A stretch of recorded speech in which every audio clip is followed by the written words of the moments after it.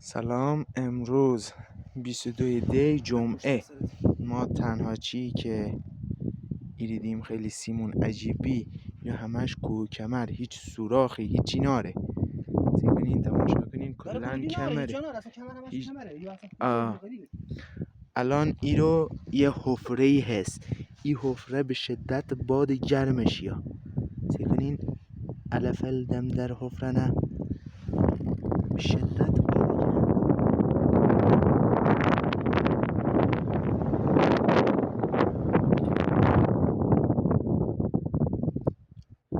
این چه علفل تکونو خورن ولی باقی علفل هیچ تکونی ناره.